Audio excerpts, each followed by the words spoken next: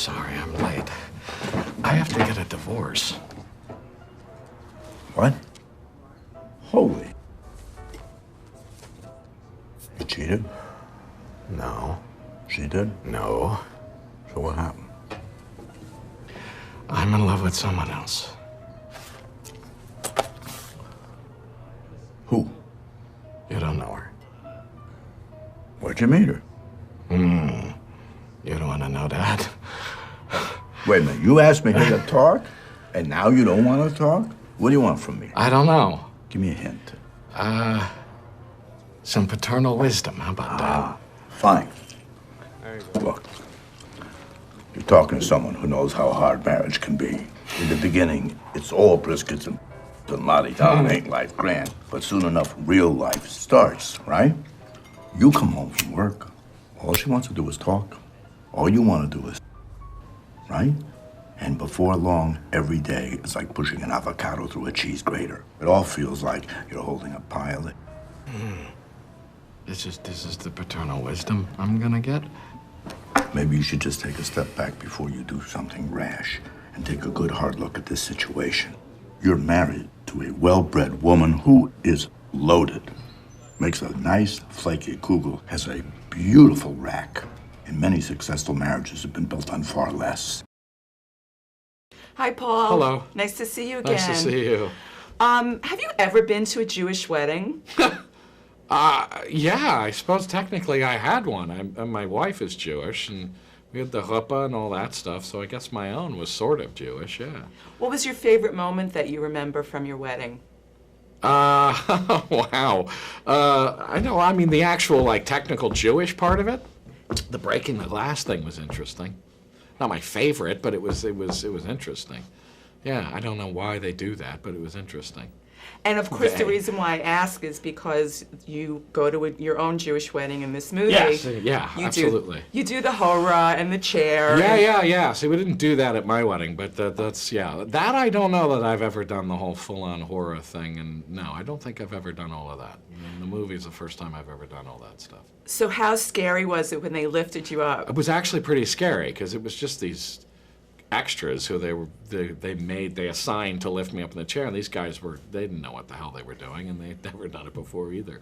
So, but it was, it should have been kind of scary, so it was fun. Was that scarier than the scene where you roll down the hill? Well, that wasn't me. That was a stuntman, very good stuntman who looks a lot like me, but no, that wasn't me. So the chairlifting, I think, was the most harrowing stunt I had to do in the whole movie.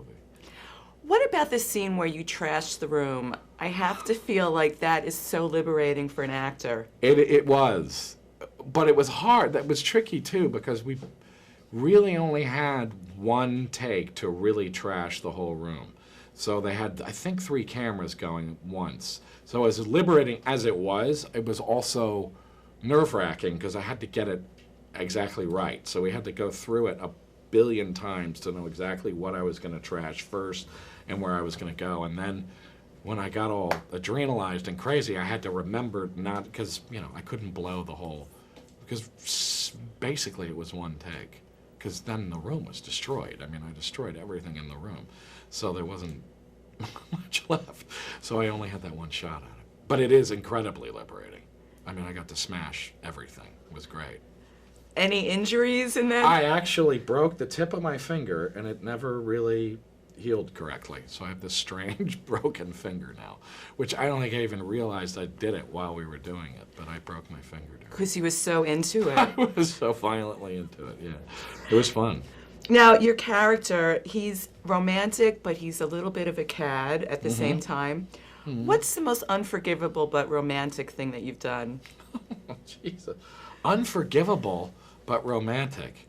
Holy cow, I don't know that I've done either particularly. Unforgivable but romantic. I don't know if I've done anything unforgivable.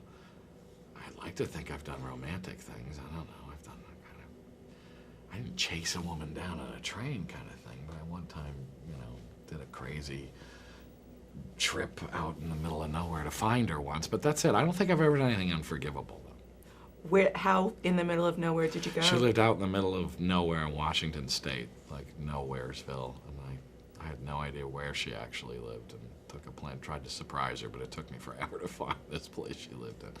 But that was, you know, I suppose romantic. Was she happy to see She you? was very happy to see me, and I was very happy to see her.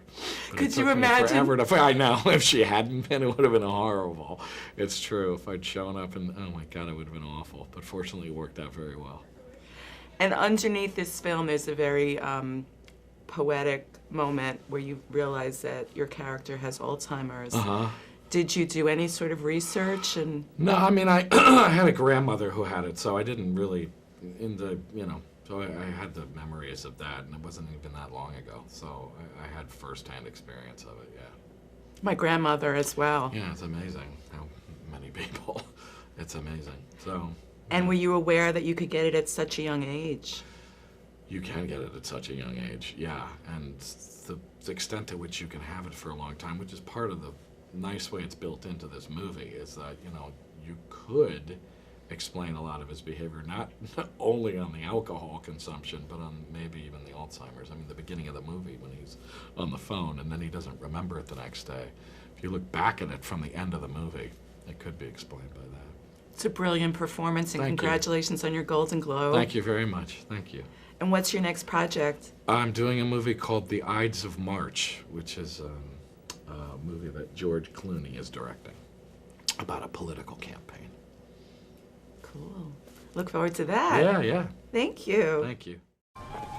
I'm always surprised that people from New York don't know this, but the Big Apple is actually an old racing term, credited to John Fitzgerald, sports writer for the Herald in the 30s. But he had heard it from old stable-hands from Mississippi, using the term to refer to the New York racetracks, because getting the race in New York was considered hitting the big time, getting to take a bite of that Big Apple. And I'm just going to keep talking here, because I'm afraid that if I stop, there's going to be a pause or a break, and you're going to say, it's getting late, or I should get going. And I'm not ready for that to happen. I don't want that to happen. Ever. There it was. The pause. Yeah. I'm still here.